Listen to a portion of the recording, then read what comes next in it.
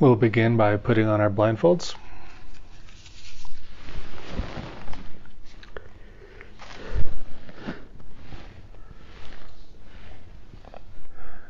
We're going to develop our mindfulness for about 15 minutes and then do the guided portion. And after that's over, we'll continue practicing our mindfulness for 10 or 15 minutes afterward.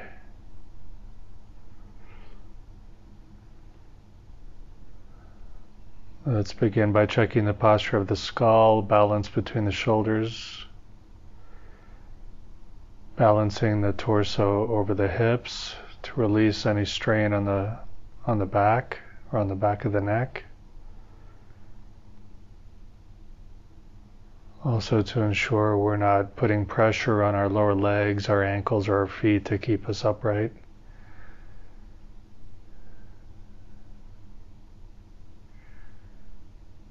Check your face, starting with the eyelids, letting them be open or closed, whichever takes the least effort. Checking that you're not grinding your teeth or clenching your jaw. Feeling for tension in the chest or the upper back, mentally inviting those areas to soften, and at the same time inviting the shoulders to dangle, to hang loose. That relaxation moves down the arms to the hands and fingers, so we're not clenching our fists. Moving down further, we feel our belly moving easily as we inhale and exhale, releasing any tightness in that area. We naturally take deeper breaths when we release the belly this way. And we encourage breathing with the diaphragm muscle. Moving down further, checking the muscles of the pelvic floor, the perineum, the groin, unclenching in this area.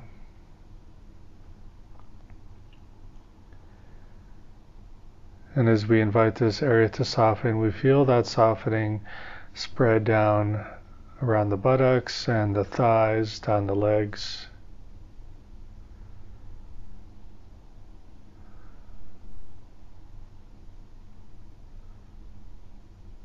So breath after breath, we feel our body becoming a little heavier and softer as we sink a little further down into our seat or cushion, connecting with the earth a little more. Giving into Earth's gravity,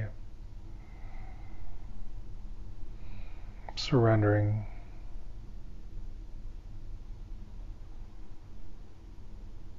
And finally, we apply the smile just a little bit, lifting the corners of the mouth, engaging those muscles of the face. And as we smile, we feel a softness, we feel a little bit of good feeling spreading through the face, down the throat, to the heart and beyond.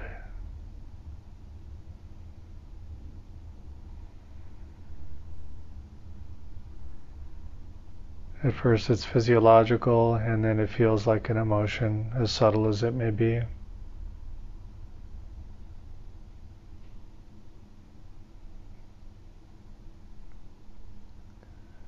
We feel the pleasure from the smile, and also notice the pleasure in your torso from the movement of your belly moving and of your diaphragm breathing, elongating the lungs,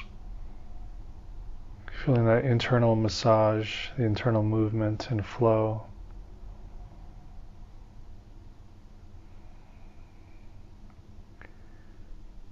So quicker and quicker with every meditation that we practice this, the practice becomes more pleasurable, physically and emotionally, as subtle as it may be. Just enjoy the sensations from the smile and from your belly moving. Allow the sensations to spread through your body at their own speed. There's no need to push.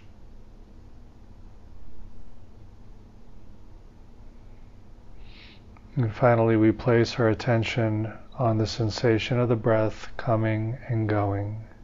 How does it feel entering the body? How does it feel leaving the body? As always, we make no effort whatsoever to control thoughts. Let them flow in and out of your awareness in the back of your mind. Pay them no attention though. Don't stop them, don't control them, don't change them. But maintain your attention firmly on the feeling of the breath coming and going.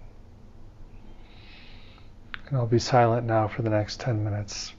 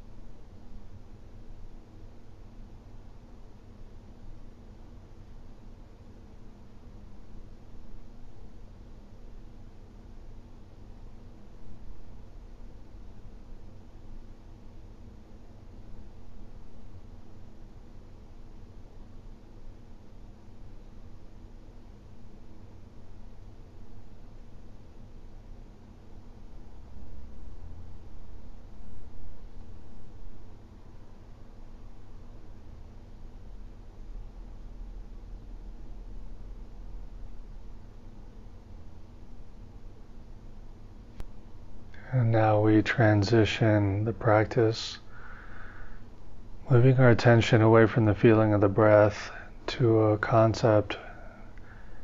And this has to do with how we believe someone else in our life, an other, not self, but other, someone else, how we believe they should be.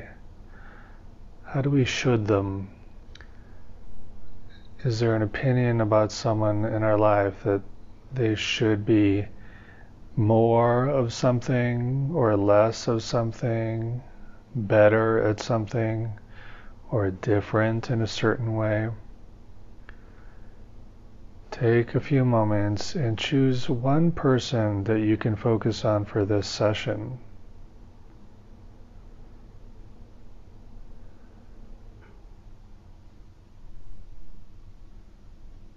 It can be someone you care about and have a happy relationship with. It could be someone who you do not have a happy relationship with.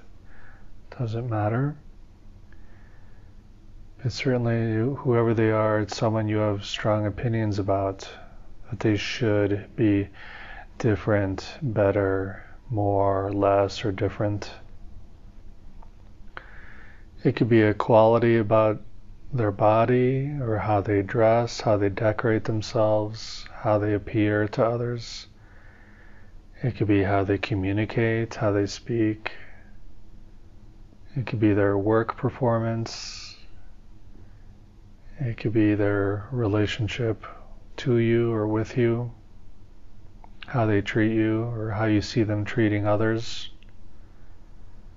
It could be a personality quality or any other trait, something you consistently think that they should be doing better at, or doing less of, or more of. That in your opinion they should be something other than what they are, or someone other than who they are.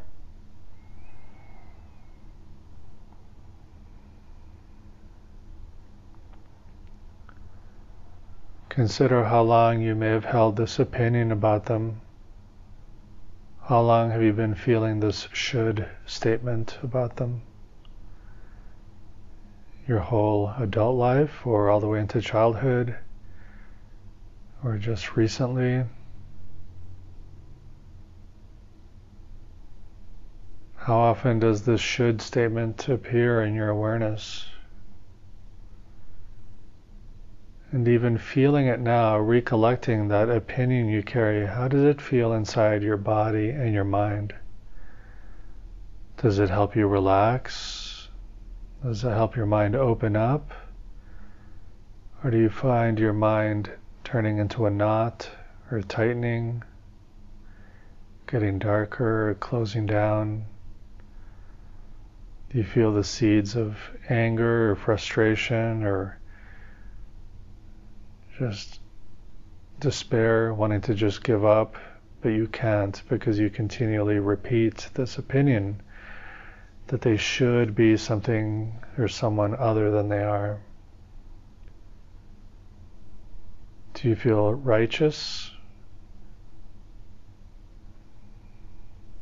Do you feel like this builds you up to have this opinion? Do you feel justified? And how does being justified or feeling righteous feel inside your body and mind? Does that feel relaxing and freeing, or does that feel tight, constricted, or dark?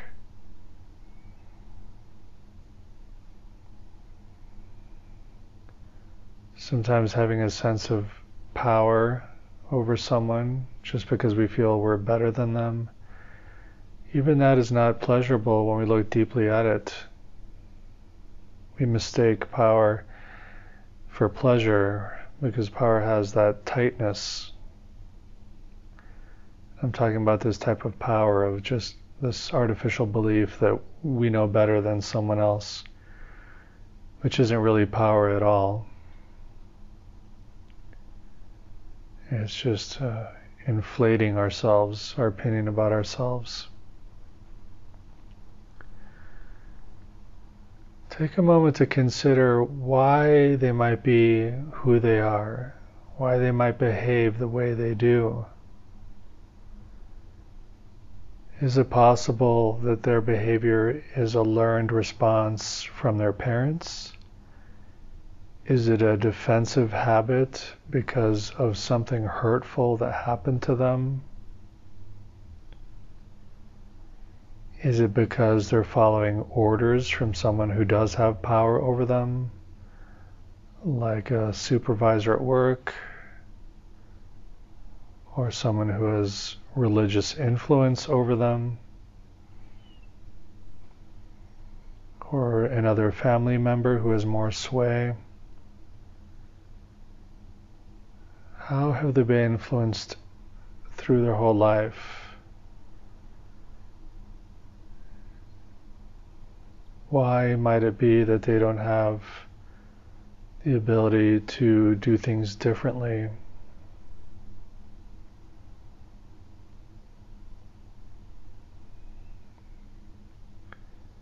Do they have the same opportunities and advantages that you had at all points of their development, even in adulthood?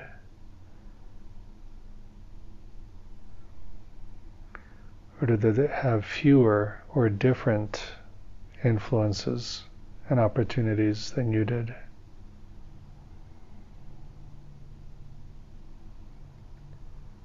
Did people come into their life who did not come into your life, who had an effect on them?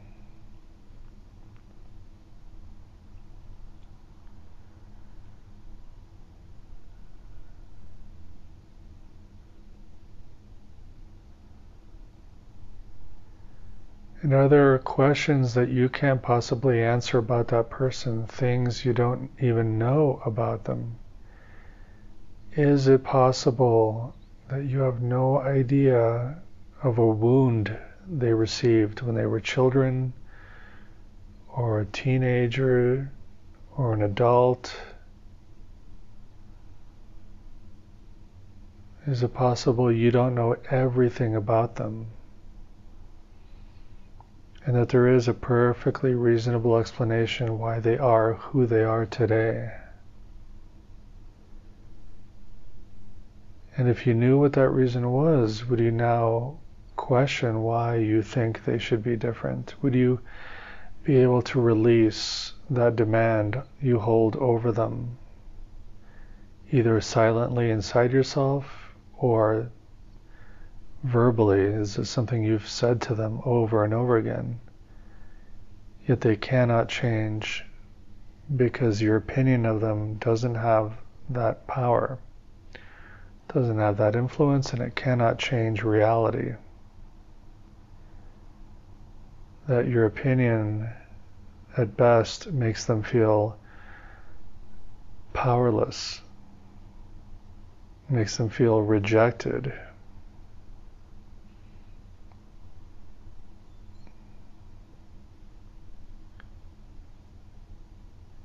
And it takes work to hold these opinions over others, even if we don't speak them out loud.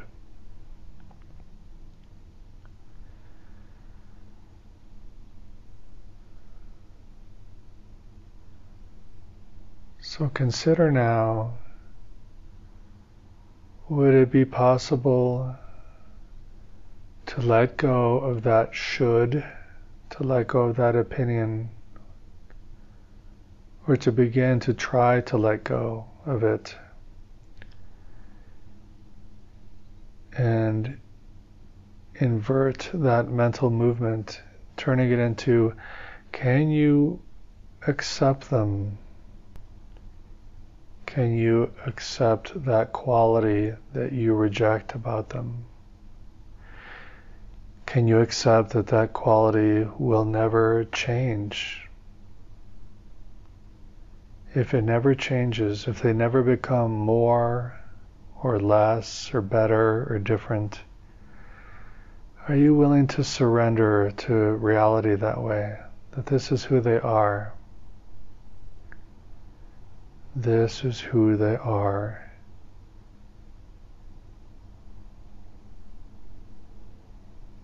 As you contemplate that, notice the feelings in your body, in your heart, and in your mind.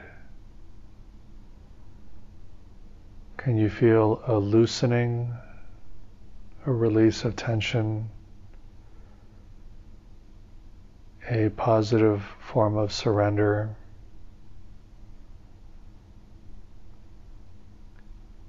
Just like we learned in one of the very first meditations, that we can let go of the baggage, put down those heavy bags, and find relief.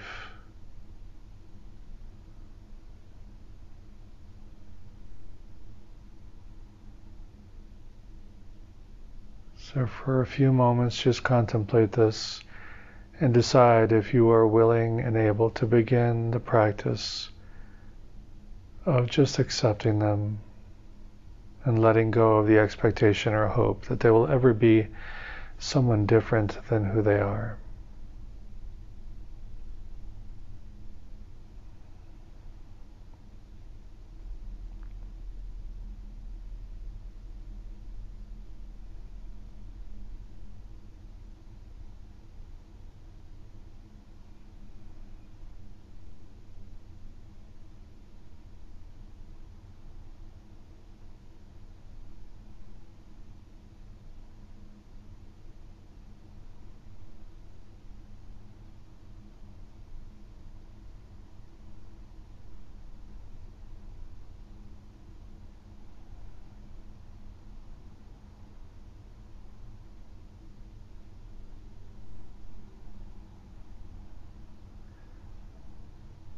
There may or may not be a feeling of relaxation, letting go, and openness.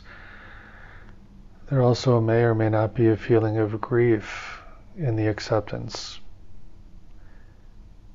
Grief that this person could never become who you want them to be, or they could never change that quality. Grief of what could never be for them, with them, or between you and them.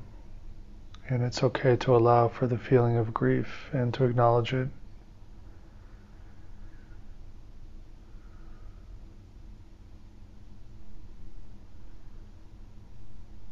If frustration arises instead, then the letting go and acceptance needs to be practiced and allowed a little bit more. And this can take time with repeated practice.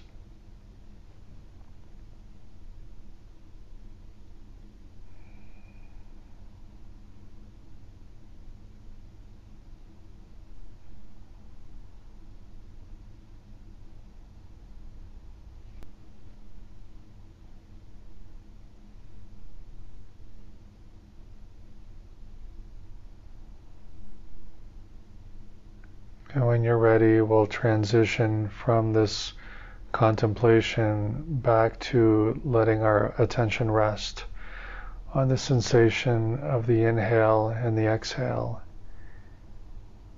Remember to work with the smile, even if you don't feel particularly happy at this moment. Just lift the corners of your mouth if you can, if it's appropriate. And also enjoy the sensation in your belly from the movement of your diaphragm.